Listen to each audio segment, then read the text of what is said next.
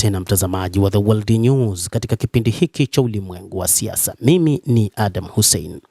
Maafisa wa ulinzi wa Israeli wanashtushwa na kasi ya namna wa Iran wanavyojijenga kijeshi.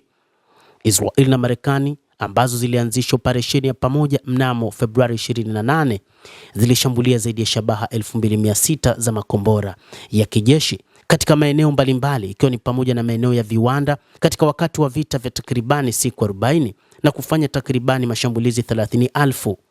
Maafisa wa ulinzi wa Israeli wanatathmini upya uwezo wa Jamhuri ya Kiislamu ya Iran katika kujenga upya nafasi zao za kijeshi baada ya nchi hiyo kuanza tena uzalishaji wa silaha kwa kasi zaidi kuliko ilivyotarajiwa kufuatia vita vya mapema mwaka 2026. Gazeti la Jerusalem Post limeripoti. Maafisa wa IDF na Mossad wameshangazwa na kasi ya kurejesha kwa Iran, hususan uwezo wake wa makombora ya ballistic. Jamhuri ya Kiislamu ya Iran inatajwa wakati huu inatengeneza makombora mengi ya ballistic. IDF ilikuwa imeongoza katika kutathmini uharibifu uliosababishwa na sekta ya ulinzi wa Iran wakati wa vita.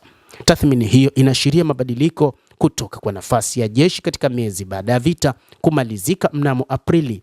Wataalamu wa IDF wameshikilia kuwa ukubwa wa mashambulizi hayo umeweka uwezo wa kijeshi una viwanda vya Iran miaka 10 nyuma, licha ya ripoti za vyombo vya habari vya kigeni kuhoji baadhi ya tathmini za Israel.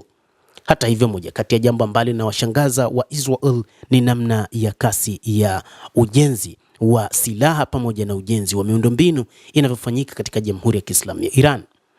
Wanaaminishwa na Marekani kwamba uchumi wa Iran umeshuka sana, lakini wa Iran wakati huu wanajenga miundombinu yao ikiwa ni pamoja na madaraja yaliyovunjika, lakini huko jeshini bado kazi ni kubwa mno ya kulijenga upya jeshi hilo.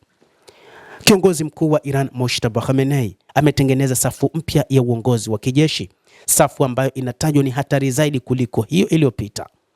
Hata hivyo, inadaiwa kwamba kuna idadi kubwa ya vijana ambao idadi yao haikuelezwa wameingizwa katika jeshi.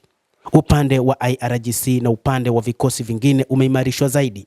Kadhalika, ujenzi wa silaha unaendelea. Inadaiwa kwamba kwa siku moja wa Iran wanatengeneza zaidi ya makombora 200. Inashangaza mno. Israeli na Marekani zilishambulia zaidi ya shabaha 2600 kwa makombora ya kijeshi na kuharibu viwanda vya nchi hiyo ndani ya siku 40. Maafisa wa IDF wanasema baadaye kwamba tasnia ya kijeshi ya Iran ilipata uharibifu mkubwa, lakini inawashangaza namna inavyotengenezwa katika kipindi kifupi tu baada ya vita. IDF ilidharau uwezo wa Tehran wa kupona tena kutokana na mashambulizi iliyoyafanya. Baada ya Israel kushambulia shabaha 20 muhimu za makombora ya ballistic katika maeneo ya kijeshi na viwanda mnamo Oktoba mwaka 2024, maafisa walikadiria utengenezaji wa makombora ya Iran ulikuwa umecheleweshwa kwa angalau mwaka mmoja.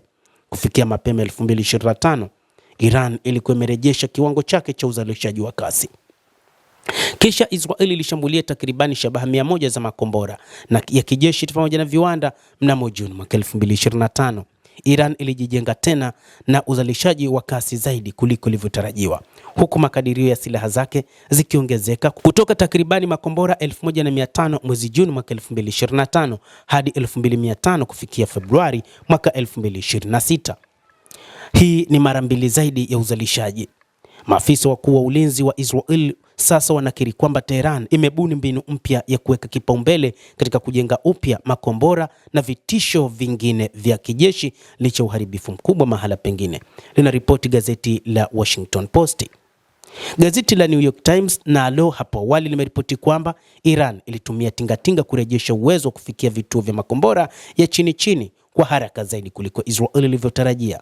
Gazeti la The Jerusalem Post kadhalika limeripoti kuwa Iran imeanza tena kutengeneza silaha mpya kwa kasi kubwa kuliko ilivyotarajiwa na maafisa wa Israel. IDF ilisema inaendelea kufuatilia juhudi za kujenga upya Iran na kusasisha tathmini zake.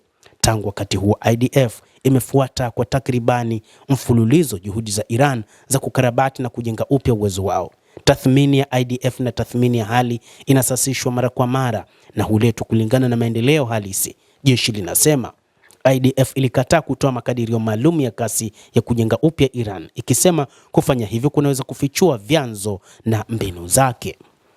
Naitwa Adam Hussein, usisahau kulike, kucomment kadhalika kusubscribe channel yetu hii.